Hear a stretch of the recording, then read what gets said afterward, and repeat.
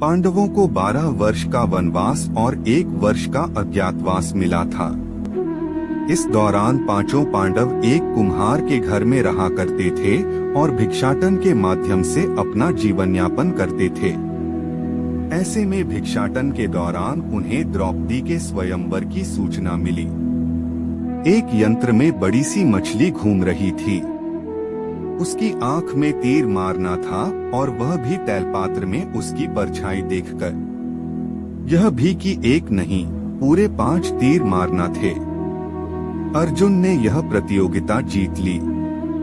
तब जरासंध, शल्य, शिशुपाल तथा दुर्योधन, दुःशासन आदि कौरव भी उपस्थित थे।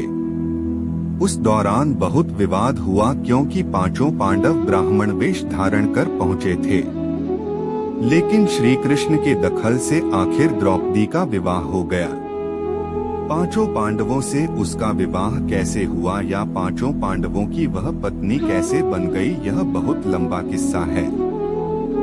कहते हैं कि द्रौपदी अपने पिछले जन्म में बहुत सुंदर युवती थी। सर्वगुण संपन्न होने के कारण उसे योग्य वर नहीं मिल रहा था, इसलिए उसने भगवान शंकर की तपस्या की और तब शंकर जी प्रकट हुए। उस समय द्रौपदी ने हड़बड़ाहट में 5 बार वर मांगे, इसलिए उसे शिवजी के वरदान के कारण इस जन्म में 5 पति प्राप्त हुए।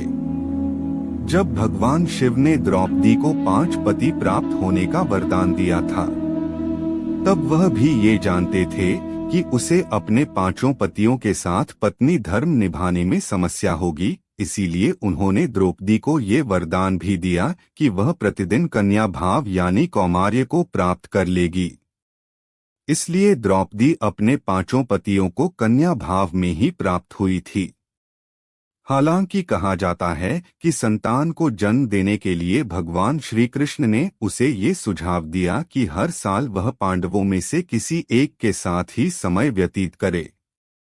साथ ही जिस समय वह अपने कक्ष में किसी एक पांडव के साथ हो तो उनके कक्ष में कोई और पांडव प्रवेश न करें।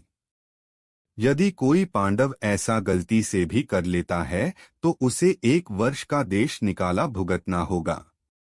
माना जाता है कि द्रौपदी, जो 5 पांडवों की पत्नी थीं, 1 से 1 साल के समयांतराल के लिए हर पांडव के साथ रहती थी। उस समय किसी दूसरे पांडव को द्रौपदी के आवास में घुसने की अनुमति नहीं थी। इस नियम को तोड़ने वाले को 1 साल तक देश से बाहर रहने का दंड था। एक बार यह दंड अर्जुन को भुगतना भी पड़ा था।